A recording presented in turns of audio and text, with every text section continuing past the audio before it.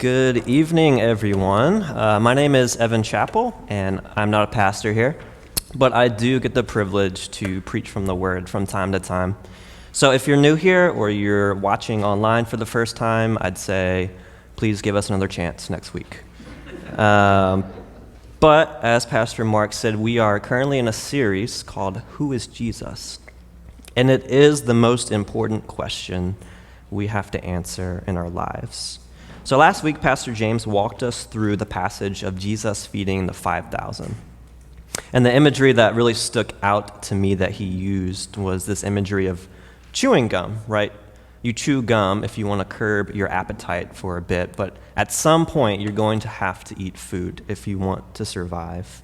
And how much of our lives are we going around chewing gum? We're borrowing joy, leasing satisfaction from things that can't satisfy us. But Jesus himself is the bread that satisfies our souls. And this week, we're going to look at another familiar story out of the book of Matthew. It's the story of Jesus walking on water. And what I want us to see by the end of this sermon is that Jesus is the object. He is the person of our faith. And because he is the object of our faith, that we need not rely on certainty, control, and safety to satisfy our souls. So I'm going to read the passage. It is from Matthew chapter 14, verses 22 to 36. And it says, "Immediately he made the disciples get into the boat and go ahead of him to the other side, while he dismissed the crowds. After dismissing the crowds, he went up on the mountain by himself to pray. When evening came, he was there alone, but the boat was already over a mile from land, battered by the waves, because the wind was against them. Around 3 a.m, he came toward them walking on the sea. When the disciples saw him walking on the sea, they were terrified. 'It's a ghost,' they said, and cried out in fear. Immediately Jesus spoke to them. 'Have courage, it is I. Don't be afraid.'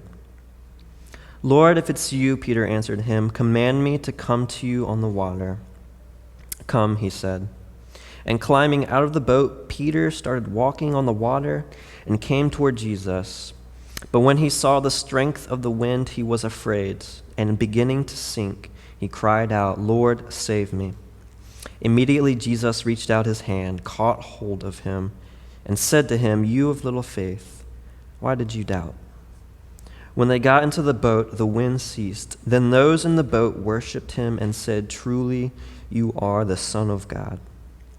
Once they crossed over, they came to land at Gennesaret. When the men of that place recognized him, they alerted the whole vicinity and brought to him all who were sick. They were begging him that they might only touch the tassel on his robe, and as many as touched it were made perfectly well." Let me pray with me. Father, I ask tonight that we would see your Son, Jesus, the person to whom we put our faith in. God, it's all about him. And would you use my words tonight to glorify his name in all the earth? And ask this in his name. Amen. So first, I want us to see that Jesus is sovereign in uncertain times. So the feeding of the 5,000, right, that happened right before this text, is what we covered last week. This probably took place in a place called Bethsaida. And from verse 34 in this text, we find that the disciples, when they get in the boat and Jesus, eventually land in this place called Gennesaret. So a little geography lesson, where are these two places at? So this happens on the Sea of Galilee, which is not really a sea, it's more of a giant lake. And if you imagine the Sea of Galilee as like a clock, then Bethsaida would have been around the 12:30 mark, and Gennesaret would have been around the 10 o'clock mark. So kind of close to each other. But we read in this text that the disciples, that they are far from the shore, that all they really had to do was stick close to the coast and they would have arrived at Gennesaret, no problem. But they are beaten by the wind and the waves, and they are far from the shore. And so the problem with the disciples isn't that they are at risk of drowning, at risk that the sea is going to swallow them up. No, the problem that's going on with the disciples in this passage is that they are not making headway where they want to go. They are struggling. against the wind and the waves. They are driving them away from where they want to go. I myself, I enjoyed to sail. I have a little sailboat for a few years, and I know what it's like to be beaten by the wind and the waves. There was a time I had set out, and it probably wasn't wise of me to go, but I don't get to sail that often, so I took the chance, and I set out, and I just could not get my boat off the shore. The wind and waves kept beating me down the shore, and I ended up actually next to this kind of rocky outcrop, and I was pinned there. There's like almost nothing that I could do except just sit there and flail and struggle. And the worst part was there was a group of people about 100 feet from me. They were sitting out on the dock, and they were just watching me. And it was so embarrassing because it looked like I didn't know what I was doing, and they were probably right. I didn't know what I was doing. But eventually, I was able to get the wind right and everything, and I was able to get out, and they gave me an applause once I finally figured it out. But in that moment, I was helpless, I was embarrassed, I was tired, and this is kind of the feeling I'm sure the disciples are experiencing in this passage at this point. But just a few hours prior, we saw that the disciples felt in complete control of their environment. They were just part of this miracle of feeding these 5,000 men plus women and children. I'm certain their confidence was never stronger at that point. And yet here they are, many of them fishermen, right? If anyone should know how to control a boat, it's these guys. But they were struggling into the wee hours of the night. And this is our experience, isn't it? That we have mastery over a few square inches of our lives, only left to be vulnerable the very next moment. And the Bible is filled with characters with these experiences.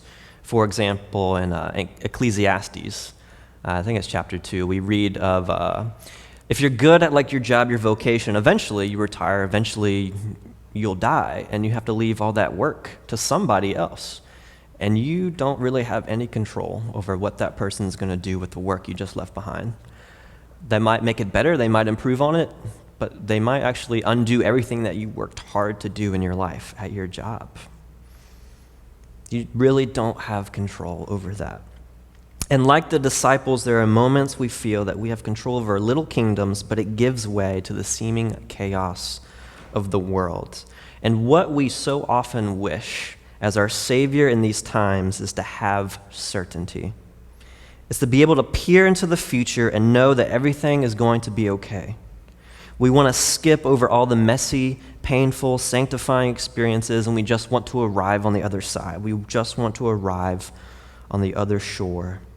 We want the fog to lift, and we want clarity to come. The disciples, I'm sure, were wondering, where is Jesus? How long are we going to be paddling and flailing around out here? When will we finally make it ashore? But let me give you some reasons why being certain of what tomorrow will bring isn't actually that helpful for us. The first reason is that I think we lose just the element of surprise. Should we know every sorrow that comes tomorrow, it would be doubly bitter because today would shrink away. If we knew all the joys that came tomorrow, those joys would be tarnished because we handled them prematurely today. Maybe you've seen Groundhog Day, but what seems cool in the beginning of being certain what the day is going to bring only becomes a burden the more and more you have to repeat it. Secondly, I think we would lose a sense of alertness in our world. Our senses would become dull to what God is doing. We'd grow lazy. I've been living in Philadelphia almost 2 years now, but prior to moving here, I really only visited the city maybe a few days at a time. But I tell you, those days where I was just visiting the city before moving here, and this is a slight exaggeration, but I feel like I explored a whole lot more of the city in those few days as a visitor than I have as a resident here. And that's because the city was just new. Everything was so new, and I wanted to know what everything was. I wanted to explore. I wanted to eat in new places. But now that I live here and I'm a resident, I'm more lazy. That sense of, that spirit of adventure has waned a little bit. And this is also, too, why you don't feed wild animals. If you pattern them for them to know where their next meal is going to come, they're going to lose that instinct of finding their own food, and it's actually harmful for them. So I think we'd lose our sense of alertness if we were certain what tomorrow would bring. Thirdly, I think we'd lose our ability to love somewhat. If a parent knew that their child would die in the coming year, do you think that parent would discipline that child at all?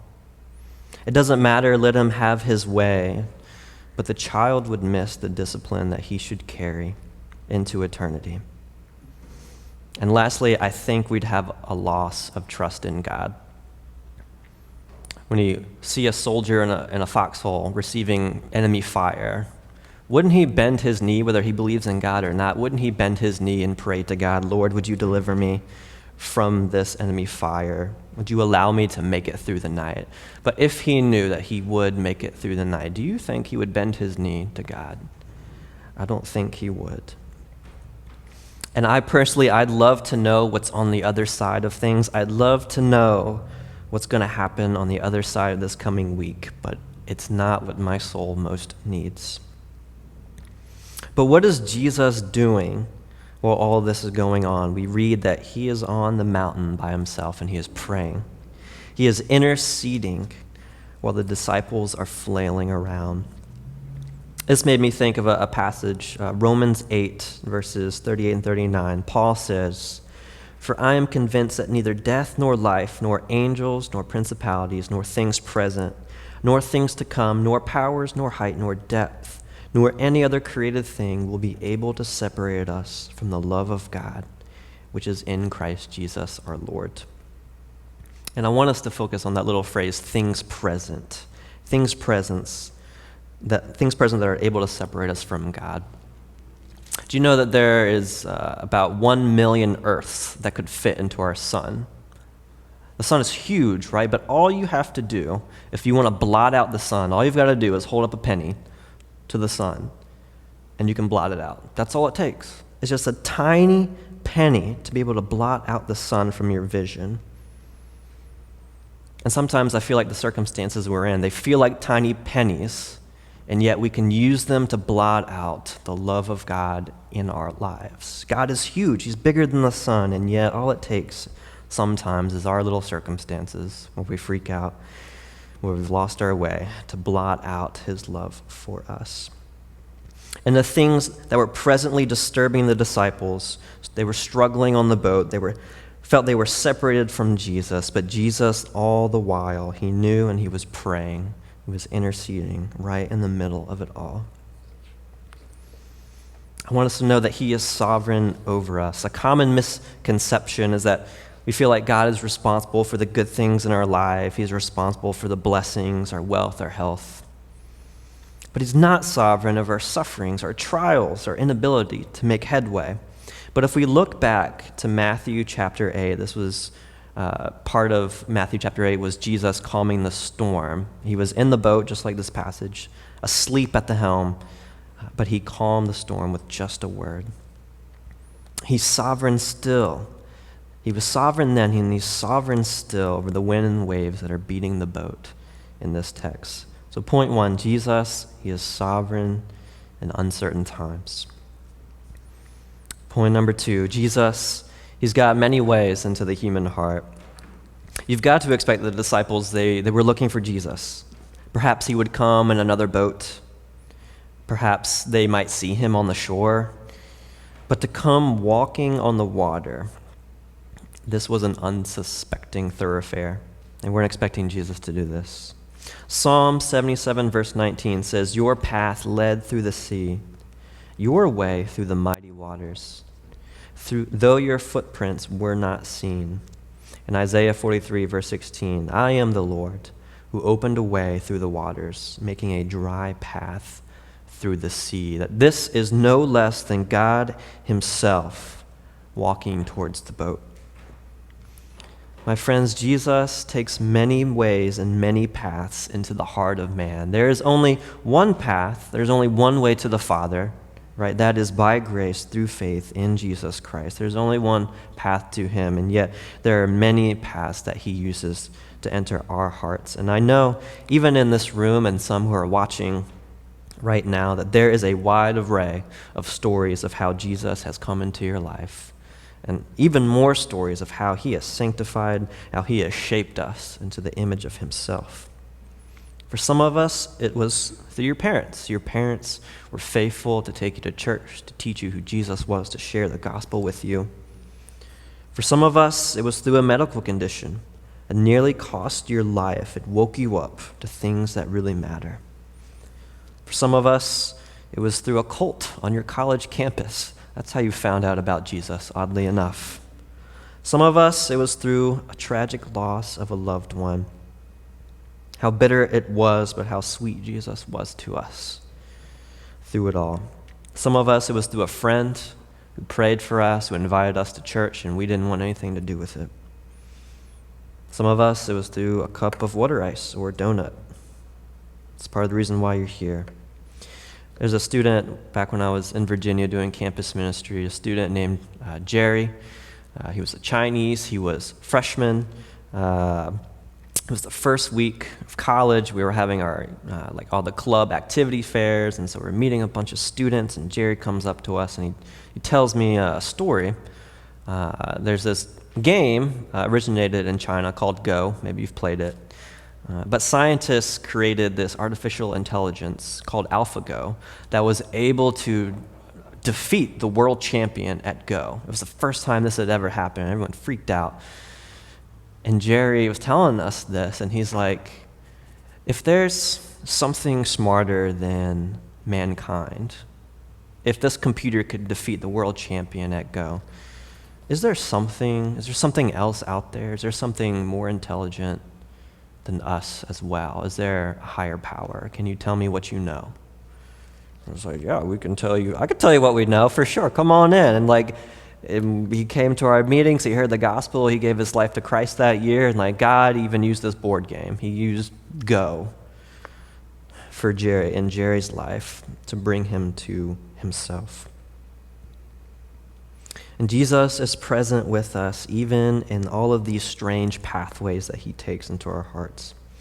In the fourth watch of the night, which is between 3 a.m. and 6 a.m., Jesus came to them on the boat. And I'm thankful to not have been awake during these hours, 3 to 6 a.m., for a lot of my life, more so the 3, 4 a.m. stuff.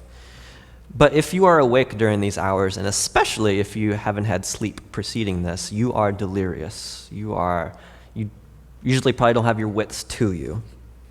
And so it makes sense. The disciples, after a long day, passing out of the bread and fish, and struggling on the boat all through the night, it makes sense that they're a little bit delirious and they cry out.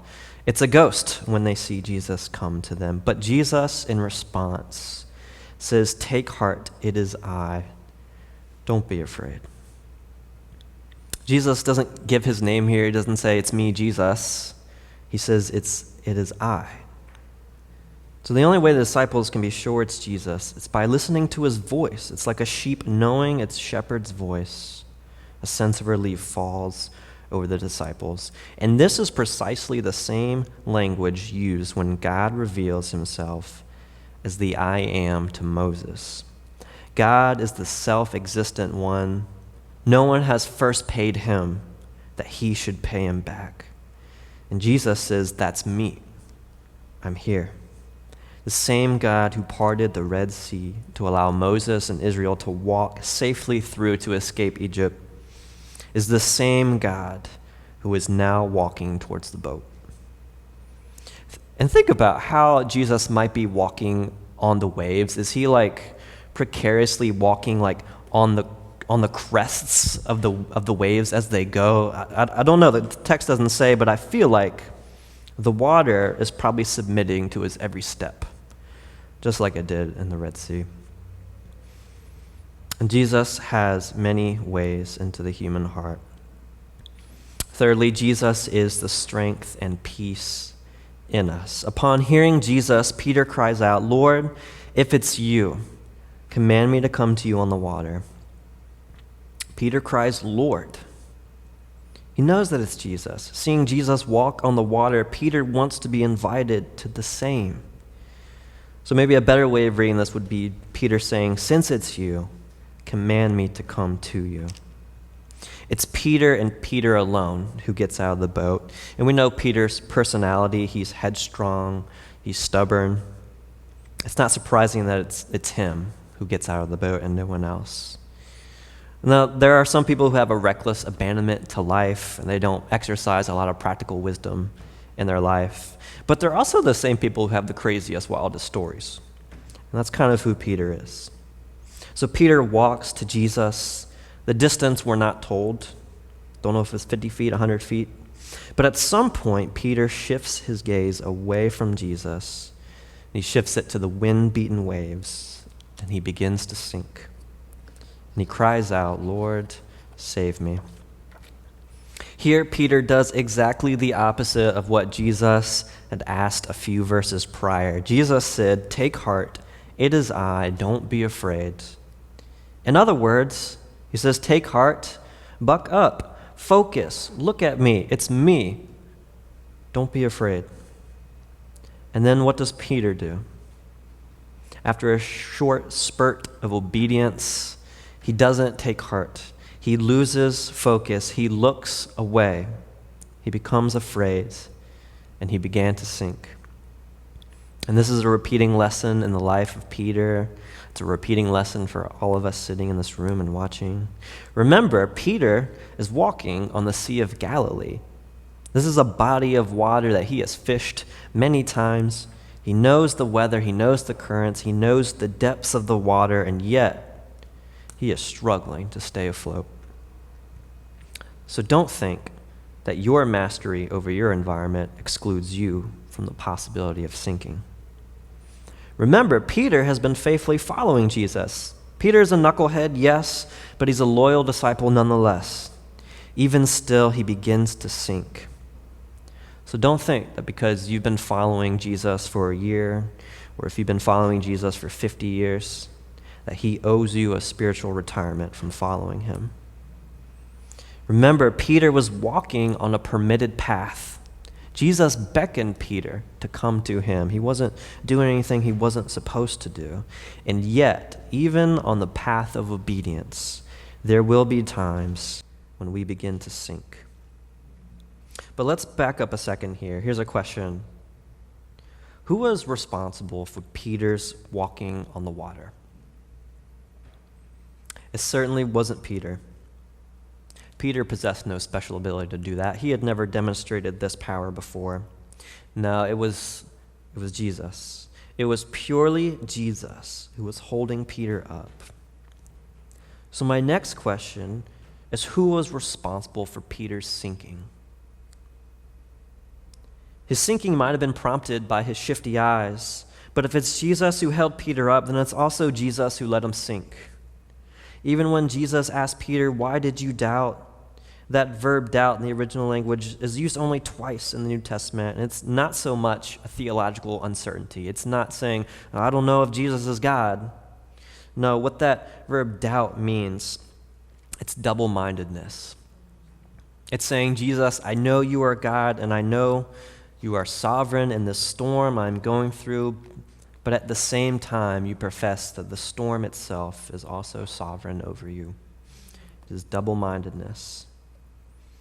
And let that sink in for a moment. Peter saw and knew that Jesus had the power and the authority to invite him to walk on water. But when the tyranny of the storm around him beckoned his heart, Peter began to sink. He cries out, and Jesus reaches to pull him back up. Isn't that cool? No matter where you are, what you're doing, how long it's been going on, the doubt that pulls your mind away when you begin to sink and cry, "Lord, save me," you can have confidence that his arm is not too short to save you. He's not too far away to pull you back up and walk with you, even when you doubt.